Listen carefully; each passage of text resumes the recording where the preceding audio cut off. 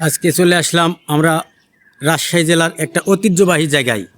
আসলে দৃশ্যটা আপনাদের দেখাবো যে আসলে অনেকেই এই দৃশ্যটা এই জায়গাটা অনেকেই চোখে দেখেনি। আজ আমরা দেখাবো আসলে আমরা রাজশাহী জেলার কোন জায়গায় এসেছি। এখানে আপনারা দেখতে পাবেন ভূতের বাড়ি, নীলকুঠা, ভূতের গাছ, এছাড়া অনেক কিছু। আপনারা হয়তো এমন জায়গা কখনো এর আগে দেখেননি। তো চলুন ভিডিওটি শুরু করা যাক। প্রথমেই আমরা চলে আসলাম একটি ভূতের বাড়ি। তো আগে তো কখনো ভূত দেখিনি, চলেন খুঁজি ভূত আছে নাকি ভিতরে। মনে হয় একটা ভূত পাওয়া গেছে। আরে মা, কি ভাবলাম আর কি হলো, এটা তোমার পার্টনার, ভূত না। আসলেও আমরা চলে আসলাম একটি এমন জায়গায়, এখানে মনে হচ্ছে যে একটি ভূতরই এখানে ভূত বাস করে। এখানে আসলে একটা ভয়ঙ্কর জায়গা।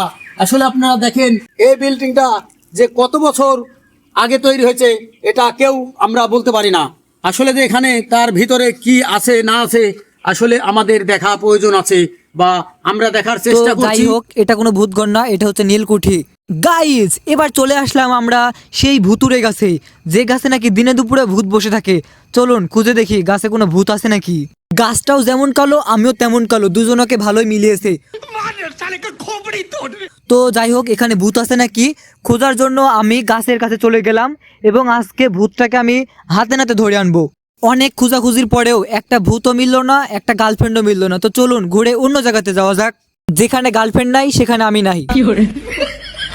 এবার চলে আসলাম এমন একটা জায়গায়, যে জায়গাটা শুধু চারিদিকে সৌন্দর্যে ভরা। আর এই সৌন্দর্যর স্বাদ পেতে হলে আপনাকে অবশ্যই চলে আসতে হবে আমাদের রাজশাহী জেলার বাঘা থানার সেই মিরগঞ্জে।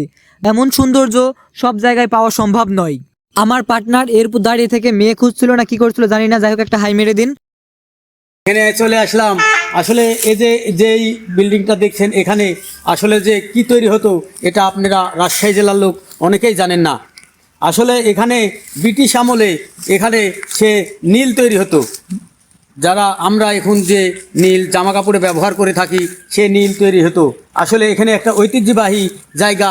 আসলে অনেক অনেক কিছুই এখানে তৈরি হয়। তো আমি ঘুরতে ঘুরতে এমন একটা জায়গায় চলে আসলাম যেখানে শুধু সৌন্দর্যে ভরা, আর এমন সুন্দর একটা ফল পেয়েছি যেটা দেখে বারবার খেতে মন চাচ্ছিল, কিন্তু কিছু করার নাই কারণ আমি রোজা আছি।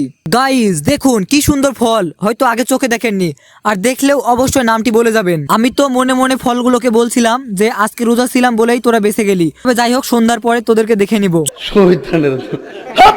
চলুন আপনাদেরকে এখন কোকিলের গান শুনিয়ে আসি।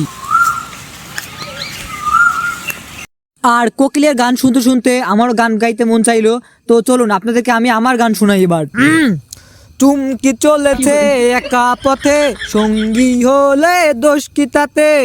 চাচা রাগ করো না। আবারও চলে আসলাম আরেকটি সেই তুত বাগানে। এখানে এত সুন্দর সুন্দর কালারের তুত ছিল যেগুলো দেখলে আমার জিভাতে পানি চলে আসছিল, কিন্তু আফসোস কিছু করার নাই কারণ আমি রোজা ছিলাম। যাই হোক, আপনারা যারা এতক্ষণ আমাদের ভিডিওটি দেখছিলেন তাদেরকে লাখো সালাম, আসসালামু আলাইকুম। আজকে ভিডিওটা এই পর্যন্ত, দেখা হচ্ছে পরবর্তী কোনো ব্লগ ভিডিওতে।